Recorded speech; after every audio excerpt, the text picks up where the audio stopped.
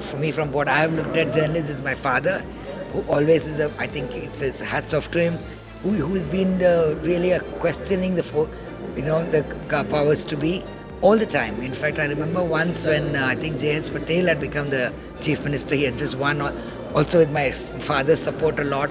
And JZ Patel came to the office, I think, to say thank you to him. And he said, from today, watch out, I'll question you. So he was never with the powers to be. Whoever it was, he always questioned them. So whether it's not right or left or anything, he would always question them. I knew the newspapers and all that, the government. And that's the very important thing, I think, for me. Right, then and now, he happens to be the best. Because he also, as you know, he was the only newspaper who had no advertisements. He would run it solely through circulation. So that is a very important thing, because he didn't bow down to corporates. He didn't bow down to government offices, so he give me ads so that I can not write about you.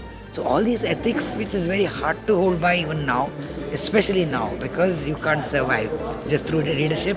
It's very difficult to survive, and I think that way my father was as far as I know, one of the best and the most ethical journalists. We can only hope, because there's large medias which have overpowered and taken over by the government, or they are siding with the government most times. And as Gauri said herself some 20 years back, when she was fighting for Baba Burangiri case, she said, that the government, media has become mere pamphlets in the hands of the government.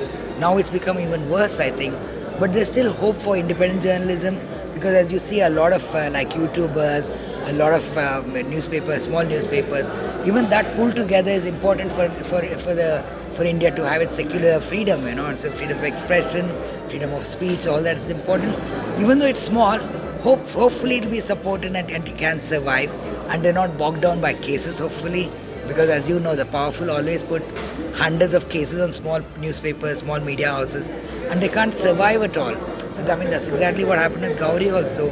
When she died, there was 80 cases on her.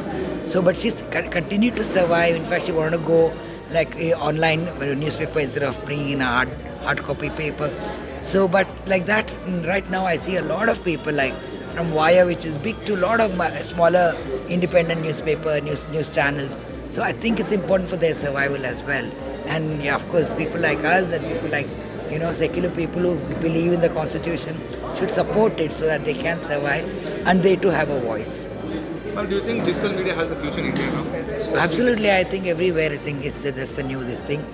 One thing I don't really like is the new Insta messages, Insta news, because it's so simple and it's more than simple. Like when I talk to my friends, children or whoever, when I talk about some news, they say, I've already read it on Insta. So I don't know if they're going in depth into their stories. Like for instance, Caravan person is here and they're doing the most in-depth stories of 8 to 10 pages full of articles for one probably issue. So and that's an in-depth article, and people are losing interest and losing what do you call this, patience to read long article. And the danger of it is, it still is good. Yeah, they're hearing about the news, but what side of the news are they hearing? Who is pushing the news? That matters also.